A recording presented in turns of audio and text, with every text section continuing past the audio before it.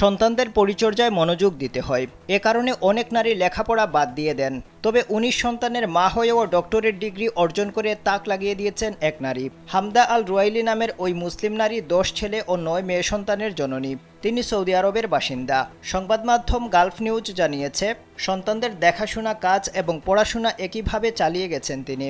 মানসিক স্বাস্থ্য খাতের প্রশাসনিক পদে কাজের পাশাপাশি অনলাইনে ব্যবসাও করেন এই নারী। হামদা আল রুয়াইলি বলেন, তিনি দিনের বেলা সন্তানদের পরিচর্যা এবং কাজ করেন, রাতের বেলা ব্যবসা ও পড়াশোনা করেন। তিনি কোনো ধরনের ঝামেলা পছন্দ করেন না, তাই তিনি খুব সতর্কভাবে সারাদিনের পরিকল্পনা সাজান। ৪৩ বছর বয়সে পা দেওয়ার আগেই ব্যাচেলর, মাস্টার্স এবং ডক্টরেট ডিগ্রি অর্জন করেছেন এই নারী। ১৯ সন্তানকে মানুষ করা খুবই কঠিন কাজ ছিল তার, কিন্তু তিনি শিক্ষক এবং সেনা কর্মকর্তাদের কাছ থেকে অনুপ্রেরণা নিয়েছেন।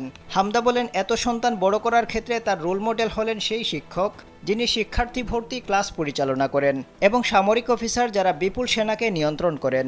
তিনি আরও বলেন, তার জন্য একটি সন্তানকে বড় করা ১০ সন্তানকে বড় করার সমান। তিনি সন্তানদের প্রয়োজনে কাজ করেন, লক্ষ্য অর্জনে তাদের সাহায্য করেন এবং তারা যেন নিজেদের ইচ্ছা পূরণ করতে পারে সেজন্য তাদের অনুপ্রেরণা দেন।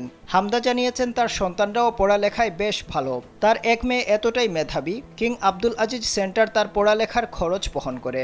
অনেক বাধা বিপত্তি আসলেও লেখাপড়া থেকে কখনো বিচ্যুত হননি জানিয়ে সৌদির এই নারী বলেন, এত সন্তানের মা হিসেবে তার অনেক দায়িত্ব থাকা সত্ত্বেও তিনি তার শিক্ষার স্বপ্নকে বাদ দেননি। তিনি বলেন, আল্লাহকে ধন্যবাদ, এই সাফল্যটা সহজ ছিল না।